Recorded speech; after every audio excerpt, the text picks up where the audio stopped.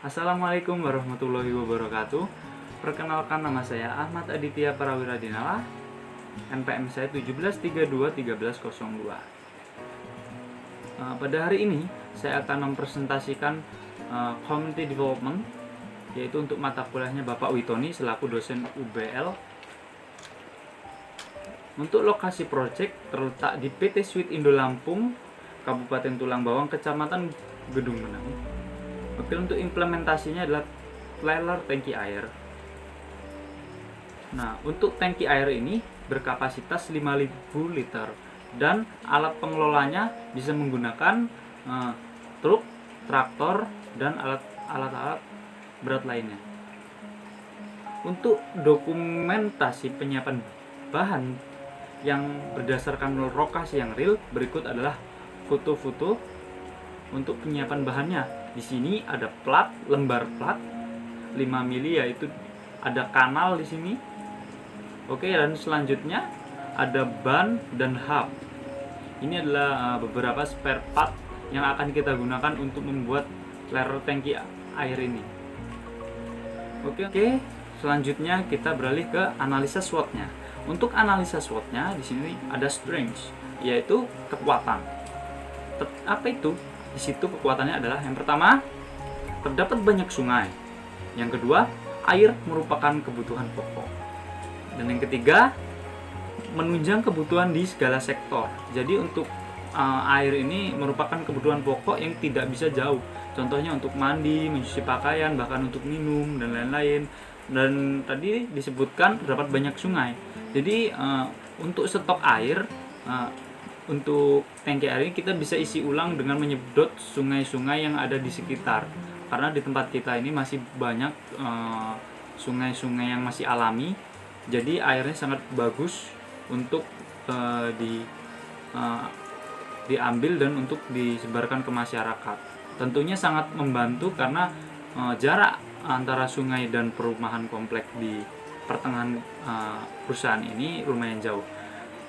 Yang selanjutnya kita beralih ke weakness atau kelemahan. Kelemahan di sini ada mudah terjadi korosi pada tangki. Jadi untuk kelemahan dari tangki air ini karena dia terbuat dari plat, tidak menuntut kemungkinan akan terjadi korosinya di situ. Lalu yang kedua, memerlukan dana yang besar. Jadi untuk membuat tangki ini tentu memerlukan dana yang tidak sedikit tentunya, karena kita membutuhkan lembar plat, ban, dan tentunya itu dan komponen lainnya tentunya tidak murah.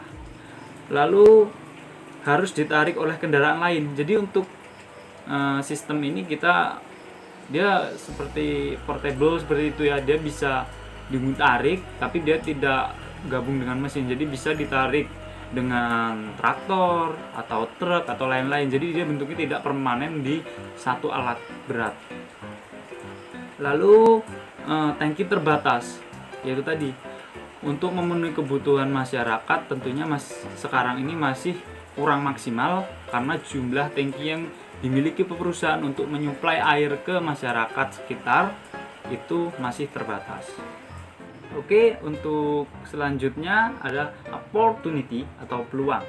Jadi untuk peluang ini yang pertama ada membuat workshop cara membuat tangki. Jadi untuk membuat workshop cara membuat tangki itu bisa kita untuk buka kursus ya, atau bagi anak-anak PKL yang bisa bekerja sama untuk sama-sama memproduksi tangki untuk sumber daya masyarakat ini. Lalu yang kedua, membuat atau membeli tools untuk membentuk lembaran plat. Jadi untuk membentuk lembaran plat berupa tangki itu kita butuh pengerolan ya. Jadi untuk pengerolannya di sini kita masih manual menggunakan takol ya yang kita ditarik. Nanti saya akan tunjukkan bagaimana cara pembuatan dari tangki ini dengan secara manual tanpa di roll. Oke. Yang ketiga, bisa kita nanti membeli merek pada tangki. Jadi untuk peluangnya ini kita harapkan bisa menjadikan karya anak bangsa atau made in Indonesia yang bisa disebar atau diekspor bahkan. Oke. Selanjutnya ada threat atau ancaman. Yang pertama, musim hujan. Yang kedua, air yang tidak higienis. Yang ketiga, air yang terkontaminasi limbah. Jadi untuk yang pertama ini musim hujan, karena kalau terjadi musim hujan karena air berlimpah, jadi untuk sementara ini tangki tidak bisa digunakan atau warga sekitar bisa menggunakan atau menampung dari air hujan itu sendiri. Yang air tidak higienis, jadi untuk di sungai-sungai tentunya banyak sekali limbah-limbah dari masyarakat yang mengalir. Jadi untuk pencarian ini harus benar-benar kita cari sumbernya dari atas, jadi dia masih higienis dan belum terkontaminasi. Yang untuk air yang terkontaminasi limbah ini ancamannya karena kita di ruang lingkup perusahaan, jadi kita harus bisa memilih sumber ya, karena kalau tidak kita bisa tercampur dari limbah pabrik. Nah, di situ kita susahnya adalah mencari untuk air yang benar-benar higienis dan layak untuk dikonsumsi maupun digunakan untuk kebutuhan air sehari-hari. Nah, selanjutnya ini ada poin implementasi. Jadi untuk poin implementasi adalah berdasarkan SWOT yang telah saya buat dan saya jelaskan sebelumnya. Jadi ladder tangki air ini adalah untuk mensuplai air ke masyarakat intinya, tapi tentunya dengan inovasi-inovasi yang telah kita rancang untuk memudahkan atau mempermudah mobilitas masyarakat menjadi lebih efisien dan mampu menunjang kebutuhan mereka sehingga lebih mudah lagi. Nah, di sini untuk spesifikasi ladder tangki air. Yang pertama kita harus tahu dulu apa itu bahan-bahannya. Yang secara garis besar bahan-bahannya di sini ada ban daripada tangki. Lalu yang kedua ada lembar plat. Yang ketiga ada hub 48/13. Yang keempat ada bearing. Yang kelima ada kanal. Yang keenam di sini ada axle. Nah, untuk cara kerja dari tangki ini adalah yang pertama, air akan dimasukkan melalui tangki bagian atas atau input dari pengisian air itu tadi. Dari tempat atas ini kita akan berikan tutup yang telah saya beri keterangan di samping ini. Lalu setelah air penuh, tangki siap ditarik atau digunakan. Jadi begitu air penuh, tangki bisa ditarik oleh alat berat maupun itu traktor, truk ataupun alat berat lainnya, dan bisa langsung dibawa ke tempat masyarakat. Jadi untuk pengisiannya dia bermodel stand seperti itu. Jadi air dari atas akan langsung turun masuk ke dalam input tangki, lalu akan diiringi oleh tangki yang berikutnya di belakangnya. Jadi lebih efisien, lebih cepat dan lebih mudah. Oke, setelah itu tangki akan ditarik ke perumahan, lalu di perumahan nanti air akan di-drain melalui tangki bagian belakang bawah yang output tangki ini. Kenapa kita letakkan di situ? Karena menurut kita lebih efisien, tidak memerlukan pompa. Jadi kita gunakan sistem drainase, jadi air bisa habis tanpa menggunakan pompa lagi. Jadi untuk penyebarannya nanti masyarakat bisa antri menggunakan drigen atau drum yang bisa langsung di-drain dari bagian belakang tangki. Oke, untuk selanjutnya ini saya akan menunjukkan video bagaimana cara pembuatan tangki di tempat lapangan kita atau di tempat workshop kita. Oke, kita langsung saja. Nah, yang pertama ini adalah bagian untuk kita gambar dulu untuk bagian yang akan di laser atau di blender. Jadi kita mal dulu menggunakan kapur. Setelah itu kita pastikan ukuran antara titik dan titiknya agar sama nanti diameternya. Dan untuk penggarisannya di sini kita menggunakan jangka tool ya, seperti jangka seperti itu. Jadi untuk membuat sudutnya agar presisi tentunya.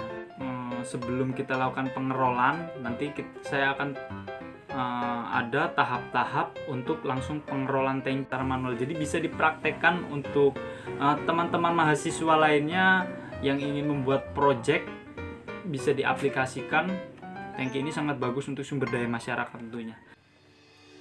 Nah, ini adalah teknik untuk pembuatan tangki mengerol secara manual. Jadi untuk mengerol secara manual ini, nah di sini sudah terpasang tutup dan ada 2 sekat. Nah, fungsi 2 sekat itu adalah menahan goncangan agar tangki tidak mudah pecah atau bocor. Nah, setelah tangki dan sekat-sekatnya dilas bagian bawahnya ke plat, nah saatnya platnya kita roll menggunakan tackle atau track itu tadi. Tarik perlahan. Ketika bagian bawah plat sudah ada yang rapat dengan tutup dari tangki, kita las. Tujuannya apa? Tujuannya supaya lebih safety, sehingga jika si track atau tackle ini dia tidak kuat, dia masih ada tekanan lasnya. Jadi nggak langsung dia ngepet gitu, karena istilahnya kalau dia sampai terlepas itu akan sangat bahaya sekali bagi pekerjanya. Terus dilakukan seperti itu hingga tangki terbentuk. Nah, setelah terbentuk, dilas bagian luar dan dalam supaya untuk mencegah kebocoran. Jadi untuk pengelasan di bagian luar dilas dan bagian dalam dilas. Setelah itu pembentukan tutup tangki. Ya, oke. Selanjutnya ini adalah rincian biaya pembuatan alat. Nah, untuk rinciannya di sini kita membutuhkan beberapa spare part, yaitu ada ban dengan harga satuannya 1.500.000 dan jumlahnya 2 pieces, total 3 juta, ditambah velg roda ring 20 dengan harga satuan 1.400.000 berjumlah 2 pieces, total 2.800.000. Lalu lembar plat 5 mili, harga satuan 800.000, jumlahnya 4 lembar, total menjadi 3.200.000.